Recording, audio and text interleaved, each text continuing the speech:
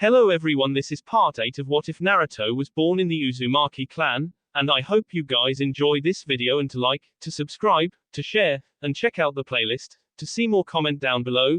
Now let's start the intro. They call me a god. They call me a god. They call me a god. Join my membership, the perks are great. It's in the description. Creepy. It was all Yahiko could feel as he walked through the long, dark hall of the Akatsuki base.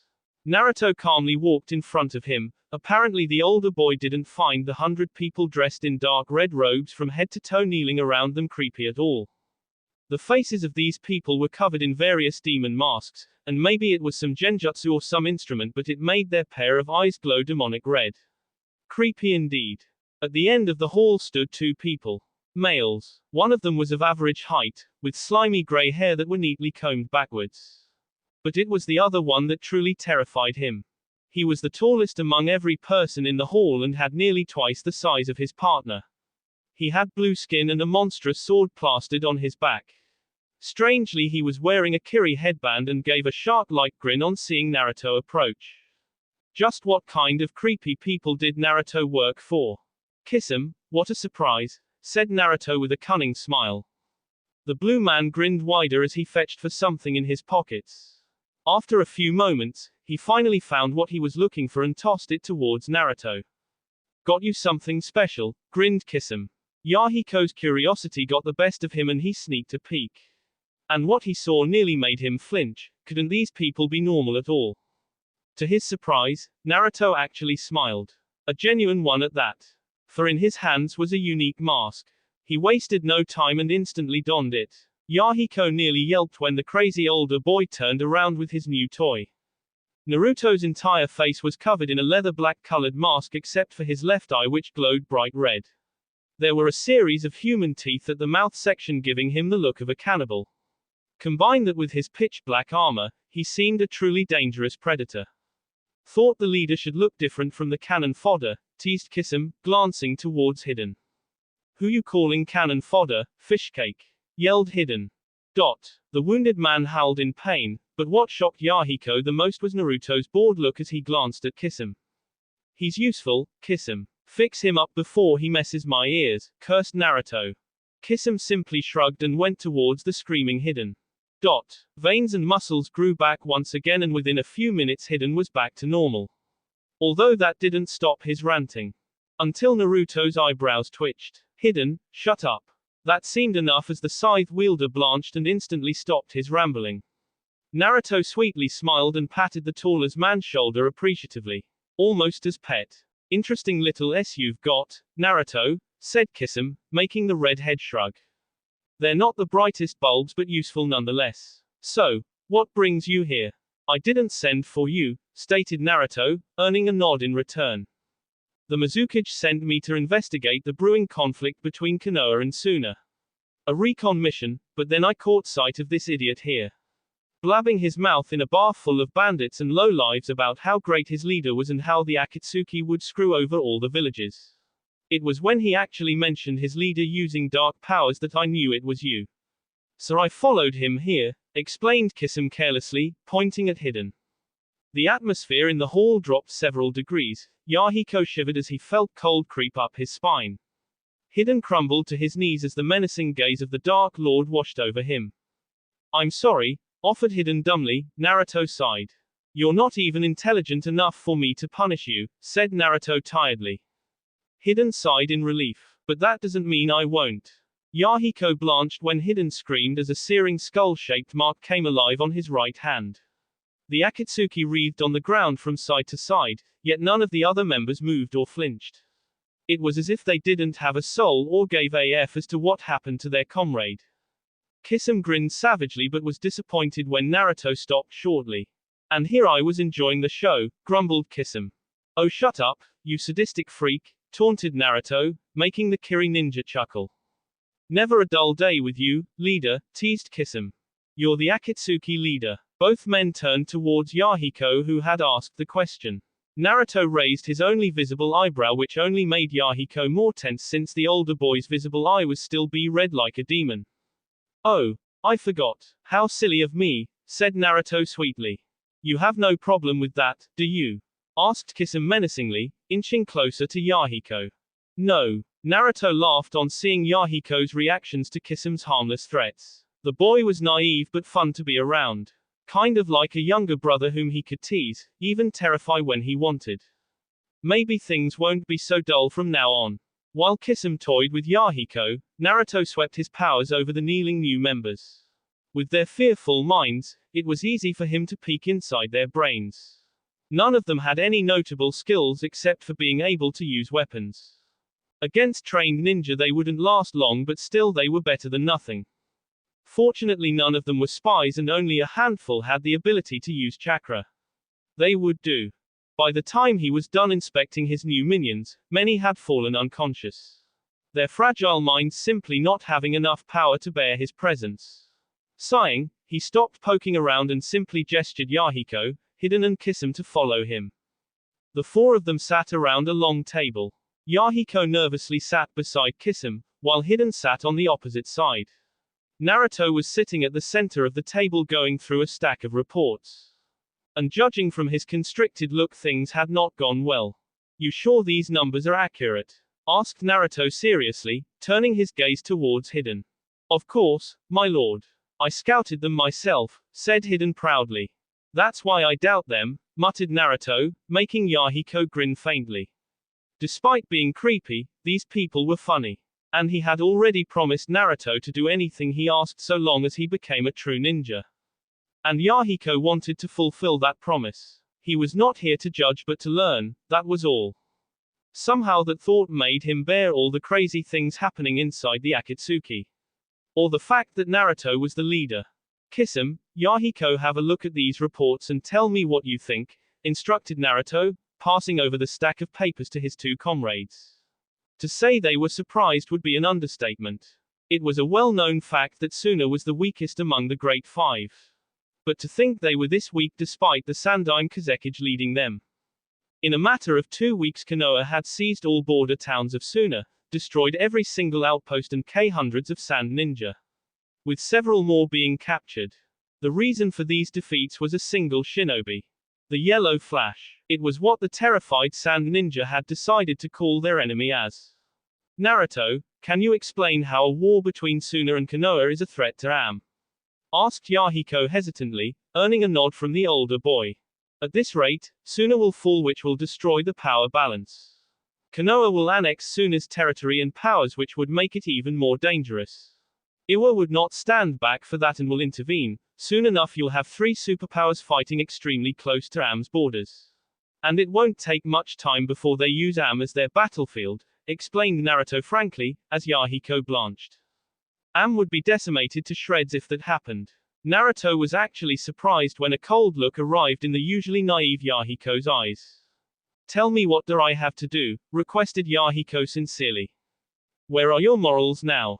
Asked Naruto curiously, making the younger boy look away. I was wrong. In this world what matters most is protecting what you hold dear. For me that is Am and my friends as well as my family. For them to remain safe, I am willing to do anything. Even sell my soul, answered Yahiko flatly. He was surprised when Naruto gave him a proud smile.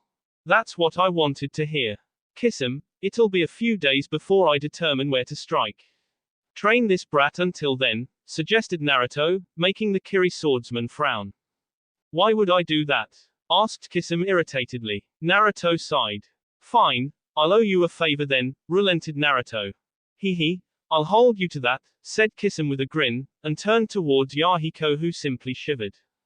The Am boy looked at Naruto only to find him nod, which Yahiko returned with a hesitant one of his own. Hiden, you'll be coming with me. We'll scout out and determine where it'll hurt Konoha's forces the most. It is imperative that we halt their invasion in Suna at all costs, ordered Naruto. It'll be an honor to fight beside you, my lord, replied Hiden eagerly. Make no mistake, we're not going there to fight but to scout. The fighting will take place when I make sure everything is set, not before that. Understood? Asked Naruto sternly. Everyone nodded. Few hours later, Naruto and his partner walked through the dense forests of Fire Country at a relaxed pace. They were walking in the open, clearly visible for anyone to see. Their faces covered by masks, with Hiden wearing a mask that showed the face of a red-eye demon, while Naruto had donned the new mask which Kisame had given him.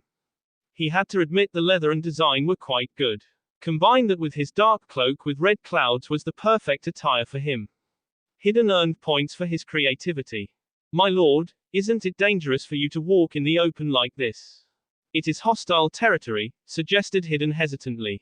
I haven't sensed anyone for the next few kilometers. Besides, do you doubt my powers, Hiden?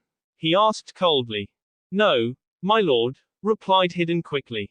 Good. Silence stretched between them after that for the next half an hour. Hiden being too afraid to say anything that might irritate the Dark Lord, and Naruto not having any topic to discuss which Hiden's simple brain would understand.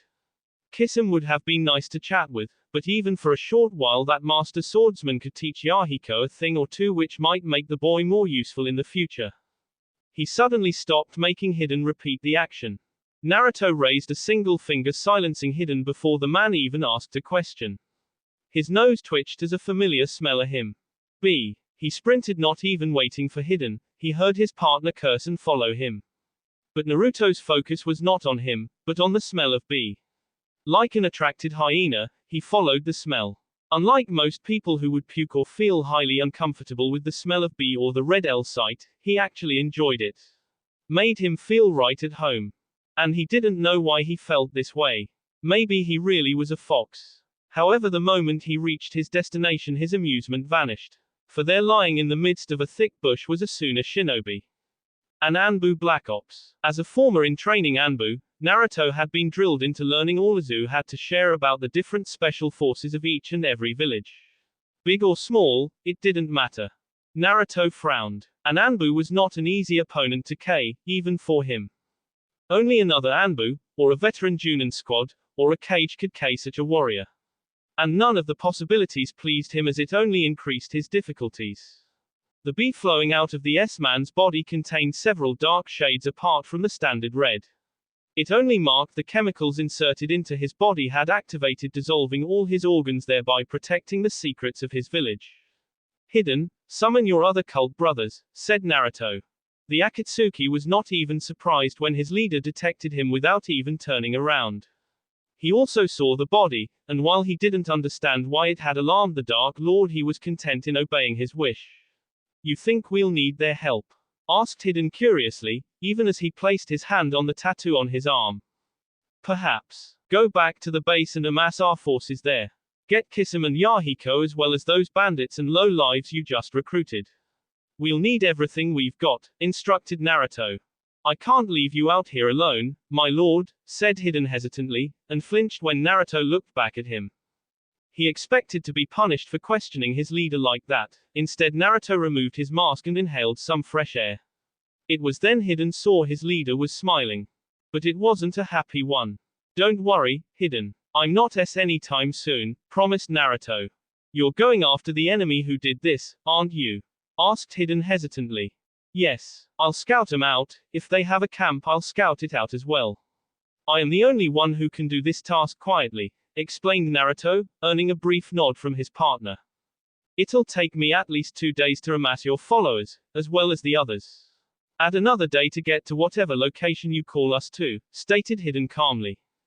Very well. And Hiden, be prepared to go on a K spree. I won't stop you. In return, he got a savagely grin from his partner. One which Naruto happily returned. It took him another few hours to follow the trail. The Suna Anbu had been mostly thorough in covering his tracks in order to avoid his pursuers. But not enough for another Anbu or highly trained ninja to get a few hints as to where he had ran from. And what Naruto discovered satisfied him immensely. A camp, full of Konoha shinobi. It was extremely hard for him to control his his anger as the screams of his clansmen who had in these lands, at the hands of Konoha shinobi screamed at him for vengeance. But somehow he controlled his raging emotions. It wouldn't do him any good to madly charge inside a camp full of nearly 100 highly trained K. Granted, most of them looked to be Chunin, some even Genin, but he had sensed a few powerful chakra signatures. Junin. He had to be careful against them. Unlike Iwa, who believed in quantity of soldiers, Konoha believed in quality. Their shinobi were better trained, with only Kumo ninja being able to match them in skill. His instructors had always drilled it into his head that attacking a horde of Konoha shinobi was easy, but it was important to watch out for those one or two higher-ranked leaders. Konoha had a knack for producing good shinobi over the decades: Hashirama, Tobirama, Madara, Hiruzen, and so many more. Including his own father. His old man was a Junin, and so it must mean he must be decently skilled. Thinking about his father made him pause. He couldn't understand why he felt conflicted.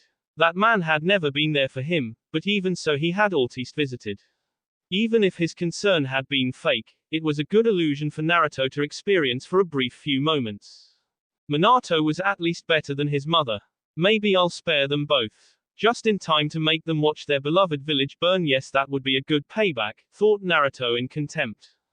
And so he waited, like a dangerous predator, in the shadows. 3 days later, Obito sadly watched as Rin worked on one of their fellow Chunin. The young boy had already lost an eye along with one of his arms. His wounds were grave, and even if he survived he would never be a shinobi again.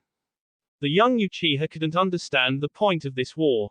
It had been a week since he arrived at the front lines. He had expected great battles where armies fought against each other, where one battle would determine everything. But he found himself facing skirmishes, sabotage, or attempts. The Suna shinobi knew they couldn't win conventionally, so they were doing everything to stall their enemy. Suna Anbu would often lie in wait in the forest, taking out small squads at a time. Their Junin would take out supply lines, while a few selected shinobi would kill Konoha army commanders. It did achieve them success as Konoha's invasion had been halted, but only for a brief period. And in doing so the Suna shinobi were throwing away their lives in the hundreds, and in many cases being made to S missions deliberately by their chain of command. What's the point of all this? Asked Obito tiredly. Oi, don't say things like that openly. We are shinobi, we fight for our nation, chided Kakashi. Both the boys were currently assigned guard duty outside the medical station and were watching their teammate working on the wounded. This war is pointless, you know it, said Obito harshly, making his teammate sigh. We didn't start it, Obito. Suna did, said Kakashi passively. Funny. Suna claims the same thing, chided Obito, even as Kakashi frowned. They are lying. How can you be so sure? You have seen how they fight. In the long run they'll be beaten. We have a larger army, better trained shinobi, and actually have the power to wage war. Suna doesn't have any of that, then think why would they risk their own annihilation? Asked Obito frustratedly. Kakashi paused. Despite everything he couldn't deny the hard facts his friend had presented him. Unknown to the Uchiha, Kakashi's own father Tsukumo had shared the same opinion. Hiruzen was in favor of peace, but most of Konoha's shinobi weren't. It had been more than a decade since the end of the Second Great Ninja War. Their village had won in both the previous great wars against all enemies due to the Senju brothers, and even now they had several great warriors like Hiruzen, Kagami, Danzo, the Hokage's upcoming 3 students, and several dangerous clans. Their army was second largest in the entire world. It seemed history had awoken from its slumber and was demanding a lot of B.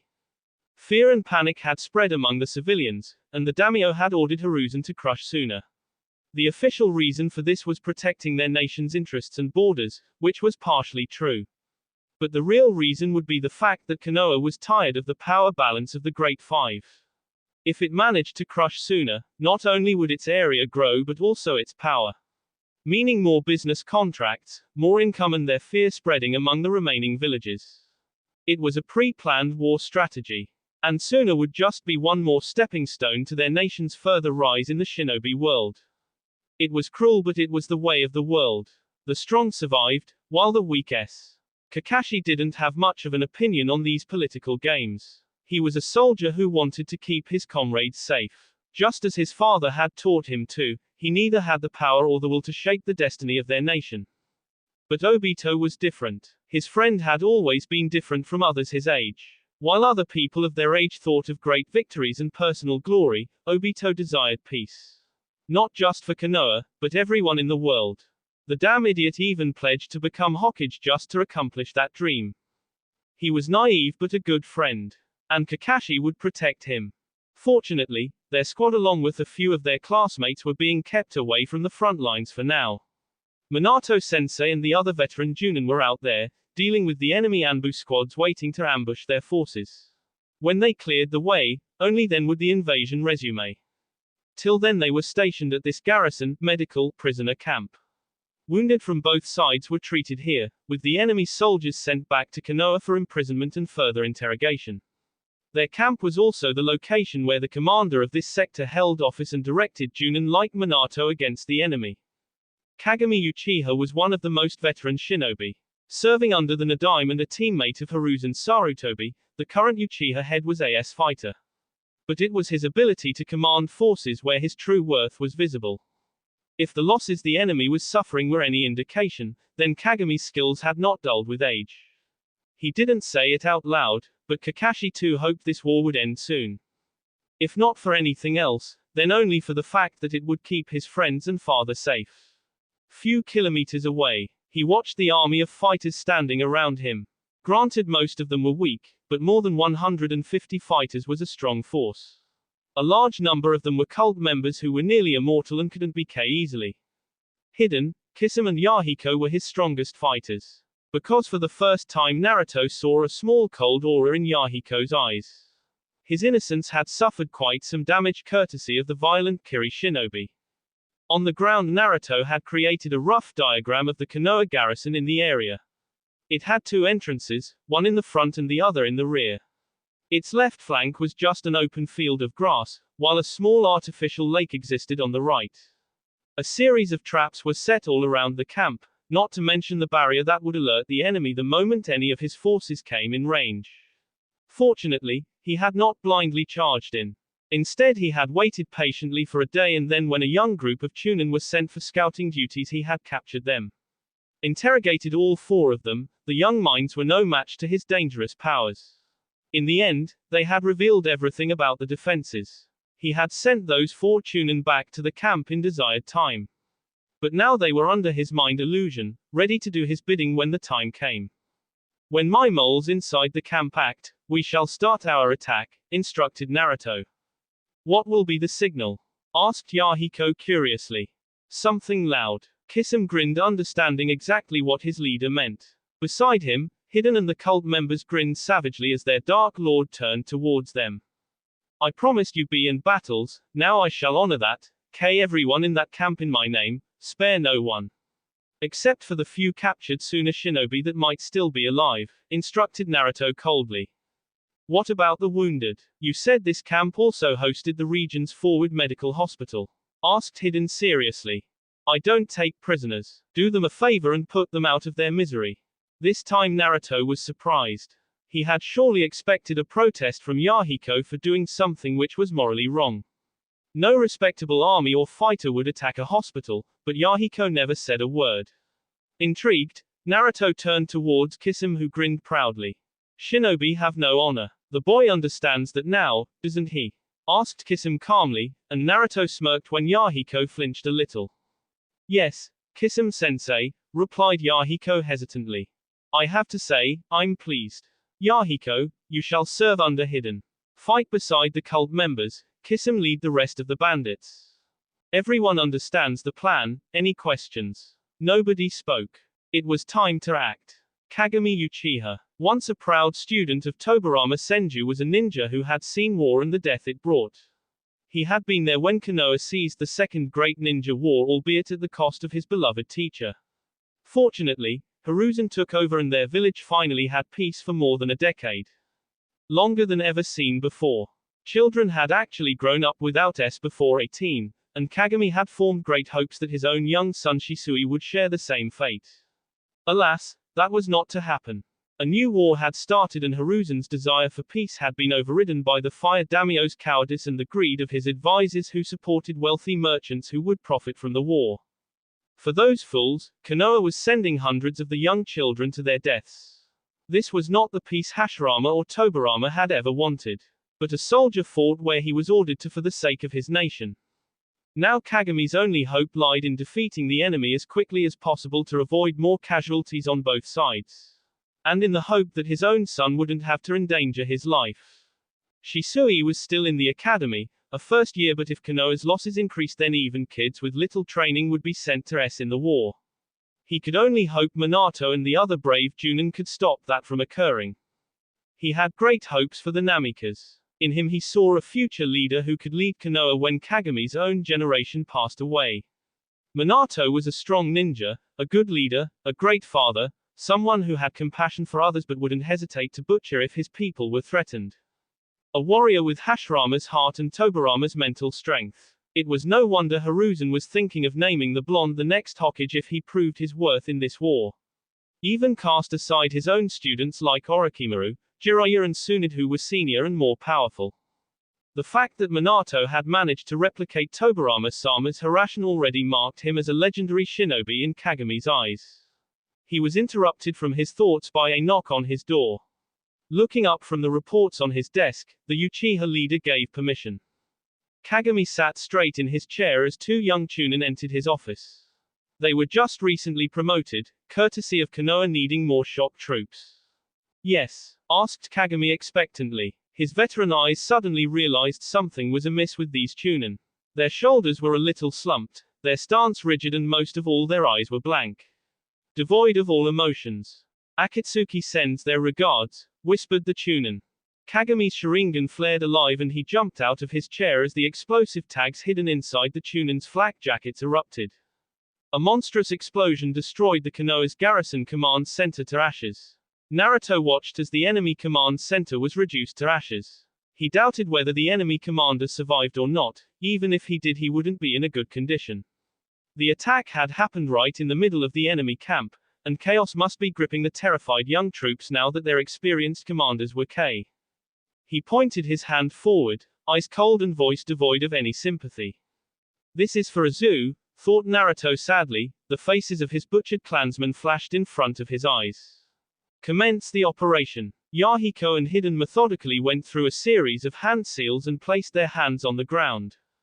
They hoped Kisam's forces had see-off the enemy escape routes on the rear and left flank, while Hiden and his cult members waited on the right flank.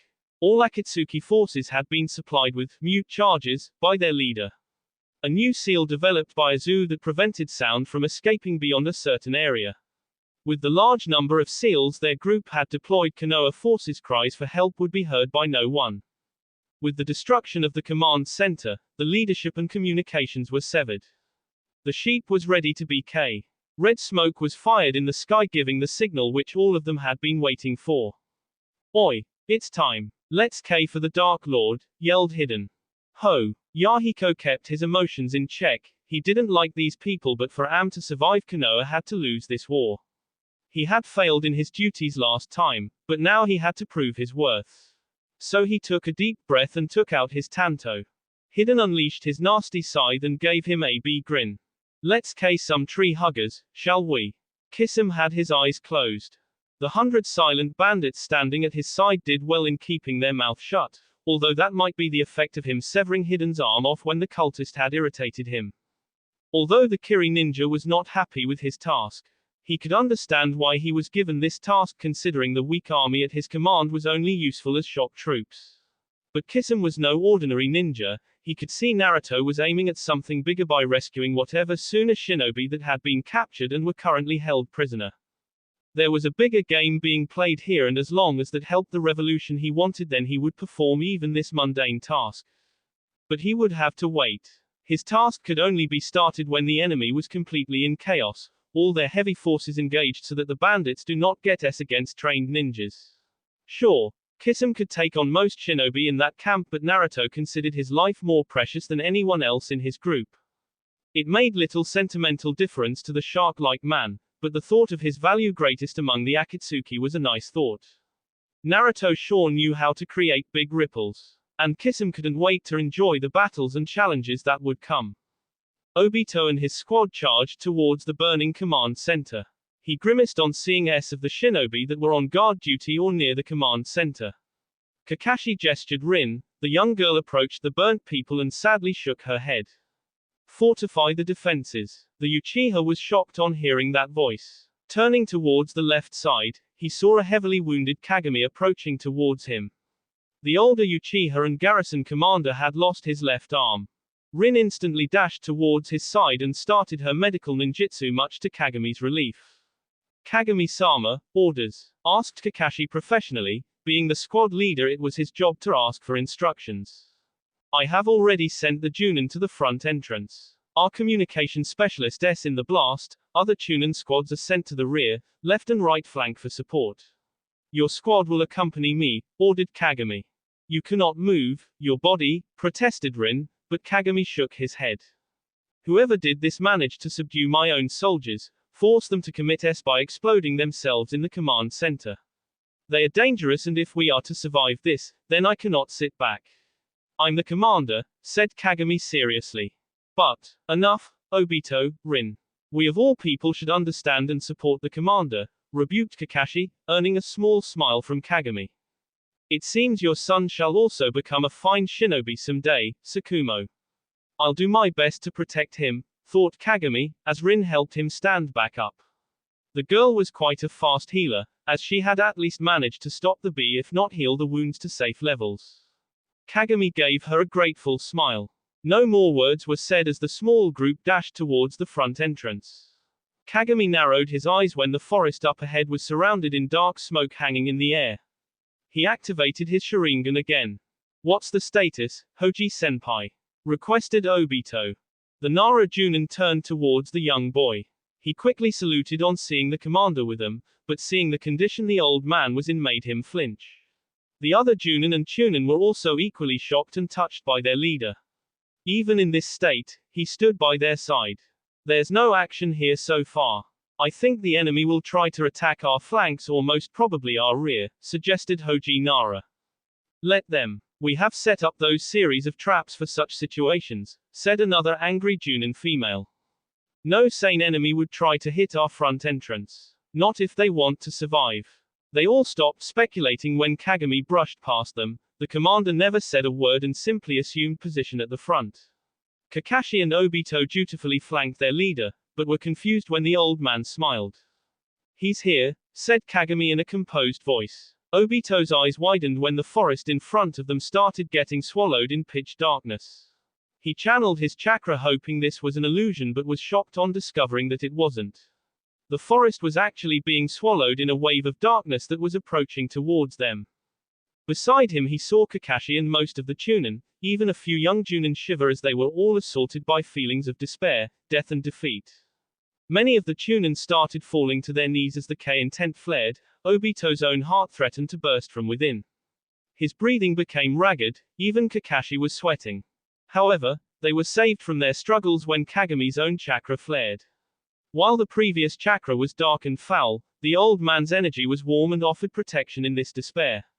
Obito's frantic heart calmed, as Kagami placed a hand on his shoulder. "Believe in yourself. Fight for Konoha as a proud shinobi, all of you," encouraged Kagami. Those reassuring words and warm smile gave the fighters hope. The determination and will to fight returned in their previously nervous eyes as they all prepared themselves. A lone figure stepped out of the darkness. His body covered in a dark cloak marked by red clouds, his face covered by a mortifying ghoul-like mask. The darkness that had swallowed the forest swirled around him submissively, but what truly frightened Obito was the lone red eye staring at them. The level of anger, hatred and pain in those eyes made him gulp. "Then S for your corrupt nation. Then S for your corrupt nation." The Konoha shinobi gritted their teeth on hearing those words. The level of hate and malice in that voice was palpable. Something was seriously wrong with this fighter. Not only did he seem physically dangerous, but his mental state was also in question. None of them had ever seen anything like this before. Kagami's eyes widened when his Sharingan saw the chakra spike. "Scatter now!" yelled the Uchiha commander. More than half of his force managed to accomplish his command, but the younger Chunin and handful Genin were not fast enough. Kagami sadly watched them get hit by razor-like shuriken made up of purely dark chakra. Obito grimaced when he saw Kakashi kneel. The Hitaki's left arm had been pierced by that dark energy. Rin shrieked and instantly tried to stop the bee, but to all of their shock Kakashi screamed in pain when Rin's chakra made contact with the wound. "Light and dark never mix, fools," taunted the boy. Naruto's eyes saw that now only 20 fighters remained. 12 Junin, 5 Chunin and 3 Genin. The rest 15 were S, and he smiled on seeing the anger in the eyes of the Konoha shinobi. It hurts, doesn't it? Watching the people you love S. Kagami grimaced when two Chunin and the remaining genin jumped towards their lone enemy with terrifying battle cries. One swipe of a dark chakra tendril emerging from the boy's back and everything went silent again. Obito glared at his enemy. So many of his comrades lay S before him, their lives needlessly lost for a monster's satisfaction. Beside him, he saw Kakashi sweating heavily and the part of his injured arm was turning black as if being poisoned. Rin was trying her best, but it just wasn't helping their teammate. Unlike his foolish fellow Chunin, Obito reined his emotions. This ninja was above him, his only hope of making out of here alive was following the lead of the Junin and the commander. Minato had always advised him to follow his elders when things turn out to be more than what he could handle. This situation was exactly that. Hoji, you understood what's happening? Asked Kagami calmly. Yes, none of us can take him alone, coordination will be necessary, advised the Nara. The rest of the Junin exchanged understanding nods amongst each and other. Wordlessly, they surrounded their opponent from all sides at lightning speed. Yet their enemy didn't look alarmed at all. Obito helped Rin drag Kakashi away from the battlefield, all the while keeping his eye on the battle. The young Uchiha watched the Junin squad unleash a storm of kunai and shuriken straight towards their surrounded opponent. Kagami clasped his hands and the attack was multiplied into hundreds of kunai and shuriken. The demonic boy laughed even as death approached him from all sides. Two dark wings emerged from his back and again he launched his own hundreds of razor-sharp chakra attacks which collided directly with the army of weapons Konoha forces had launched at him. Bright sparks occurred one after another as metal clashed with dark energy continuously. The Junins intensified their combo attack, their opponent returning in kind. It was a stalemate. Kaiten, Gyu no Jutsu, Fire Style, Fireball Jutsu. Obito watched in awe as four Junins including Kagami launched giant fireballs towards the cornered target.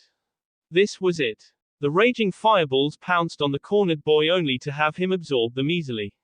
Steam rose from the now vanished attack and only the heat remaining in the air were a proof of the flame's existence. Even the Junin squad could only gape at this monster. A crazy smile came on the monster's face, his red eye gleaming with B as he stared at the Junins surrounding him. Now, it's my turn. Kagami watched two of his younger Junin scream abruptly and lounge at each other. His brief distraction costed him, as his enemy appeared right behind a female Junin.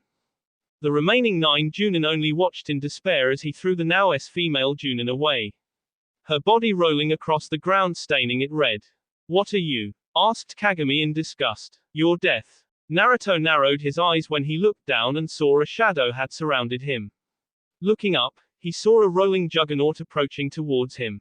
Getting crushed by an Akamaki would be bad and he wanted to avoid that. Before he could react, he felt another presence entering his mind. To everyone's shock, he laughed. You tried to so it's only right that I do the same.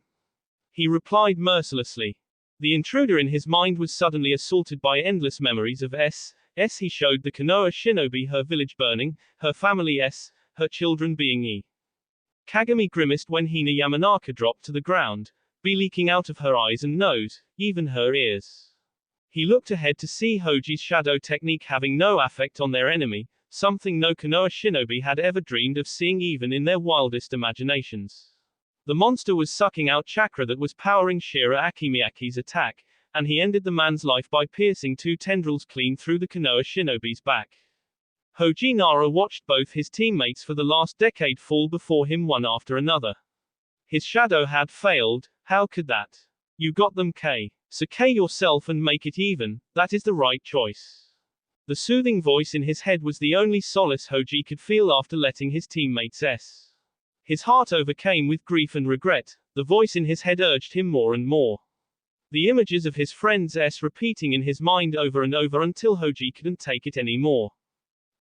Only 6 Junins remained in the aftermath including the commander, Kagami Uchiha.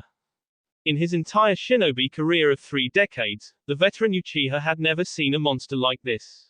And he had seen and faced Jinchuriki in combat, but this fighter was different. His fighting style was alien, his power foul, his moves barely readable for anyone not possessing the Sharingan or Byakugan.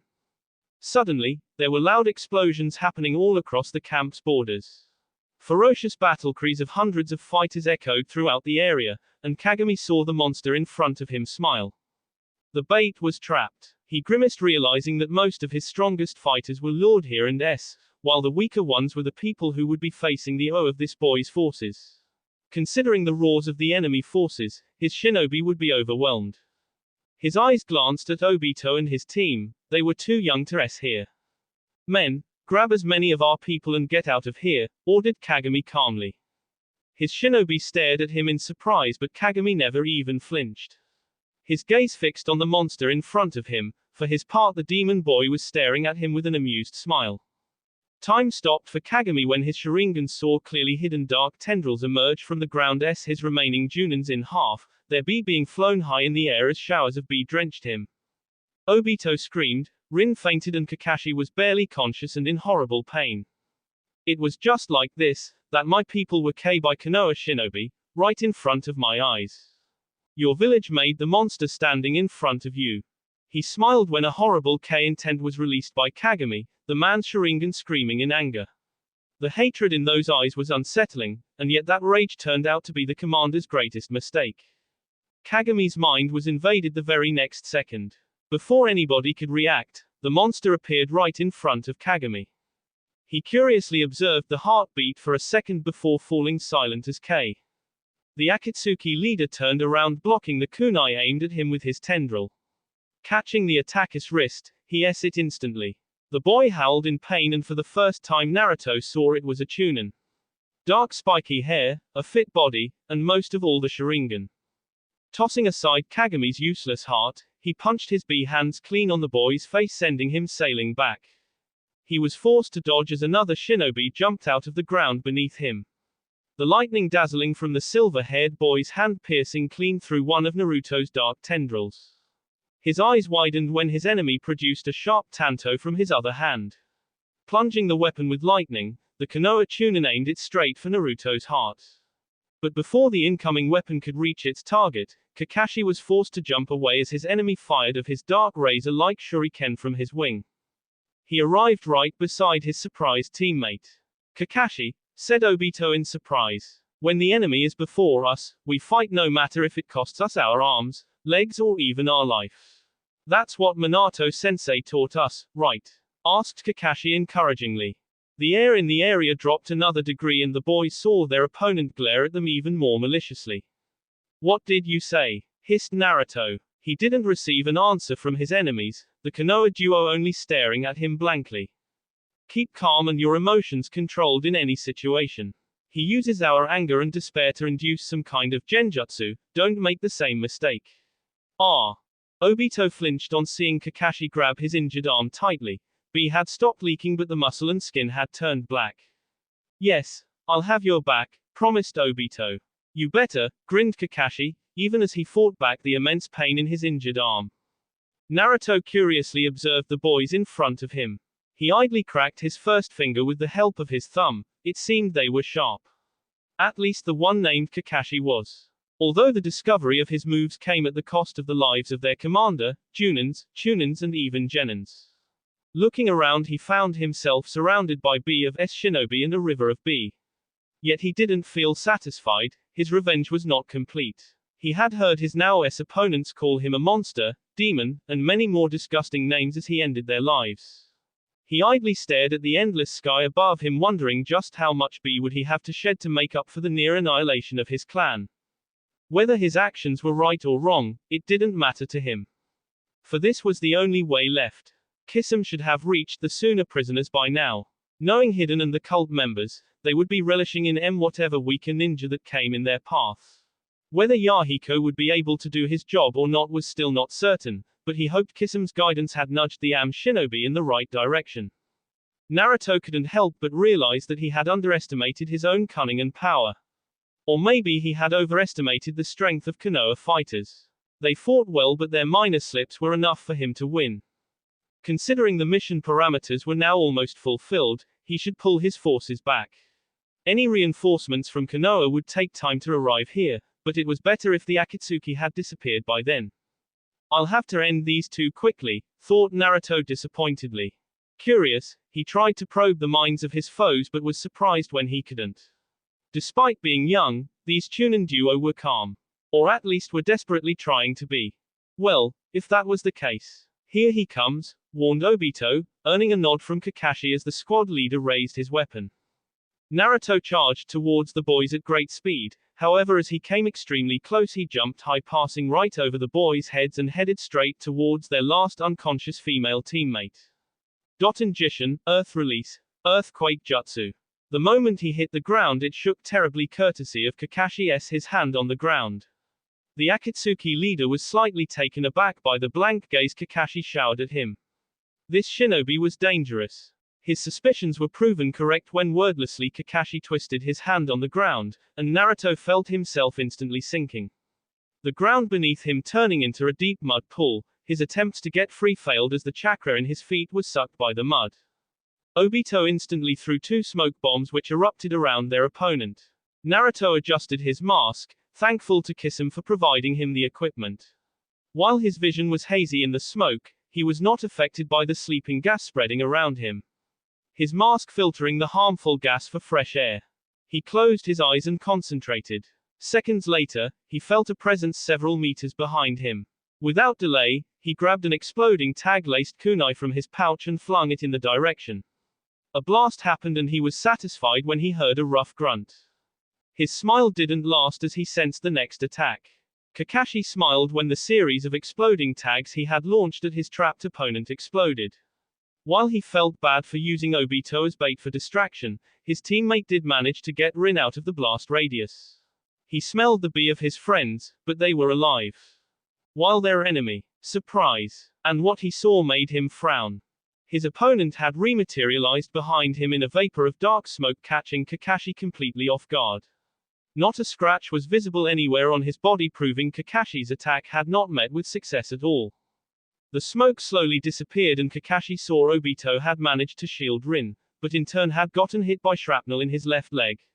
The Uchiha desperately tried to get back up, but was failing miserably.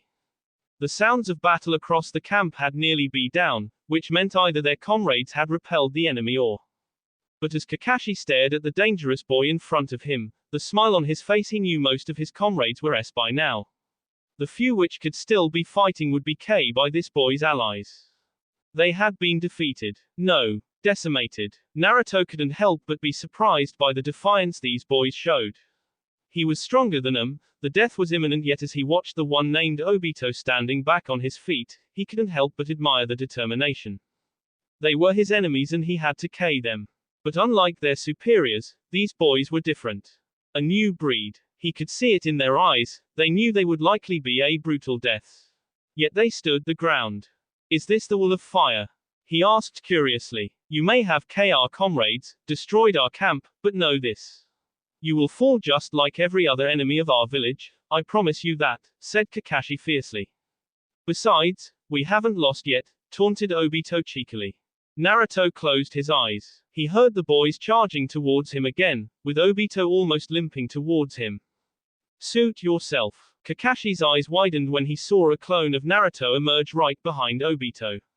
The Uchiha was too slow to react as the blade from the clone's hand rushed forward. Fight. Obi. Kakashi fell. Naruto watched the silver-haired boy slump to the ground, slowly drowning in his own bee. He heard Obito cry in despair and charged towards his friend, all sense of self-preservation gone. He still found himself be amazed by the speed at which Kakashi had moved. There was no hidden intention in the boy's eyes except for the desire to save his friend.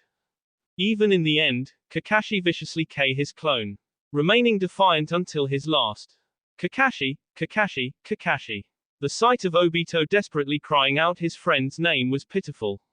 The Uchiha was openly crying, showing he had never seen death before. He was green. Probably just one of the hundreds Konoha had sent to their deaths. His bee faded, his anger vanished. Wordlessly, he turned around and started walking away. Living would be this boy's punishment. The memory of his best friend S for him would torment Obito forever. Just as Naruto's clansman death in these lands tormented him every day. Kakashi, don't be. Minato-sensei will be here, we'll get you to the medics. Naruto turned around at speed which nearly s his own n. His red eye gleamed again. He might have missed it before, but this time he had clearly heard that man's name from the crying boy. Did Obito just call his father sensei? His lost rage and be reignited to maddening levels. Consumed by his emotions, he directed the full might of his mental powers directly at Obito's shattered mind. He brutally tore through the boy's mental barriers, ignoring Obito's painful scream. But it was Naruto who suffered. His world shattered to millions of pieces as he strode through memory after memory. Obito Uchiha, son of Minato Namikaze and Mikoto Uchiha. His younger half-brother, the Bee of the Konoha Shinobi, were rotted to dust as his dark chakra flared wildly. The memories of Minato looking after Obito, being there for his first day at the academy, training him to be a ninja, going out for meals, even celebrating his birthdays and offering gifts to his younger son. But what broke him completely was another sight. He could never forget the face of his mother. The woman he had begged to see in his younger years, that one person who was supposed to love him but never did. But she was there for Obito. Kushina addicted Obito to ramen, helped him to become a ninja, spent time with him, loved him, cried for him, and in the end requested him to come back alive as he went for war. All the while her real son lived a life of loneliness. His existence never even recognized. He had barely seen a fraction of this boy's memories and already he couldn't take it anymore. He was trained to bear the worst kind of tea, but this pain. Obito fell unconscious beside Kakashi, his mind not being able to hold on anymore as the connection was severed. Naruto fell to his knees, his lips and hands trembling, his eyes wide. The dark chakra around him swirled wildly, his eyes becoming moist. He had known he was never loved by his parents. They never wanted him and had discarded him like an unwanted tool the first chance they got. But this, so he screamed, his voice full of pain and betrayal. A lone tear fell from his red eye, his shoulders slumped. Slowly his defeated gaze shifted towards the boy who had everything Naruto had ever wanted. He refused to acknowledge this weak, pathetic Chunin as his brother. He wouldn't accept any of it. You made me suffer, father, mother. More than anyone else, thought Naruto viciously. He got back on his feet and walked towards the sleeping Uchiha. The air in the area had turned icy cold, the intent nearly unbearable as the vengeful Akatsuki leader walked towards his sibling. He yanked out the tanto from Kakashi's sea and now knelt over Obito. Placing the sharp weapon over Obito's heart, he stared hard at the boy's face. And he snarled when in Obito, he saw a flash of Minato and Kushina. I will never forget and I will never forgive, pledged Naruto, his eyes burning with hatred and anger. He raised the weapon high in the air, this boy was his parents' joy. Then him would break them, make them suffer the same pain that they made Naruto suffer for years. And would continue to do so for the rest of his life. From here on out, you will only know pain. He felt himself drowning within as the mask was flooded by the bee leaking from his mouth, so he yanked it away. Even his healing powers couldn't deal with this much damage to a vital body part. Yet he refused to give up. There were so many things left to do, his revenge, his revolution, protecting Am so that his friends could live. He couldn't here. No, he wouldn't. The silent attacker gasped when the mortally wounded Uzumaki slowly got back on his feet. B still flowed freely from his en as the kunai was still lodged within. Two sets of eyes widened as their owners took in each other's faces. And even in his state, a single word escaped from Naruto's lips. Father. That will be all for this video. Be sure to like, subscribe, share, and comment down below for more videos. Goodbye.